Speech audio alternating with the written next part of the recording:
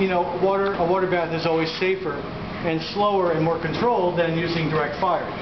But as you know, in the industry, you're always moving and you're always in a hurry. And that's the way it is. There are some people who think that bakers do nothing but sit around and smoke cigarettes. No, that's not the way it is. We're usually got multitasking 8 or 10 things at a time, and we're really busy and stressed out. So anything we can do to save dishes and save time is a good thing. And I just discovered this on my own. I was like, well, I got to figure out something fast. I don't have time to wait for water to boil. So what I did was I took my eggs, I throw them directly in the mixing bowl. I take my sugar, throw that in the mixing bowl, and that's all it is, eggs and sugar in there. And I'm going to mix it together with a gloved hand so that it's just, you know, a nice mixture. We have to do this anyway. This gives me a chance too with my hand to break up any lumps of sugar I have, anything like that. And I'm going to put this directly on the fire. Now the metal here is very thick. Yeah, it's just eggs and sugar, right? And it seems a little strange, you know, to a lot of people when they see me do this, but if you keep the eggs moving, everything will be just fine. I'm going to go ahead and turn on the front burner, moderate flame. I'm going to put it right on the flame, and I'm just going to start moving it with my hand. And I do keep it moving, because if it stops for any amount of time, it's going to cook, right? Even if I just stop for a few seconds. So I'm going to keep it moving.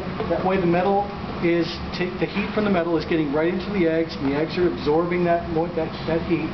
And you'll feel it because you've got a hand in there. Your hand is noticing the temperature change. It's quickly going to go from being ice cold to being room temperature. And then it's going to go to about body temperature. You're going to start noticing it. You don't feel it anymore because it feels just like your hand. And then you're going to feel it starting to get warm, right? And as it gets warm, it's going to get up to like a tepid bathtub. Then it's going to get up to a nice warm bathtub. And that's what we're shooting for. It's getting up to that nice warm bathtub feel, and then a little bit more, because that's about 110. If you ever feel like it's getting too hot for you, turn off the fire. Or pull it away. Get it off the fire. Remember, the metal will retain the heat, and it will keep transferring that heat into the eggs. And if you feel like, okay, I've got it back in control again, I'm all right, everything's fine. So I'm going to turn the fire back on. I want to get it up to a full 110, just really to get it nice and warm. This is a method I use for a couple things. I use this for sponge cake, of course, but I also do it for Swiss meringue. Swiss meringue is one where we have to get it up to 140 degrees Fahrenheit. And it's a whole different story. Then you've really got to, you know, keep moving, keep the eggs moving to keep them from cooking. We'll do that later in the semester.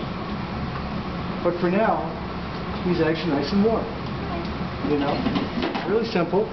Now that they're warm, you can see they've just, all the sugar is now dissolved. There's two things that make sugar dissolve.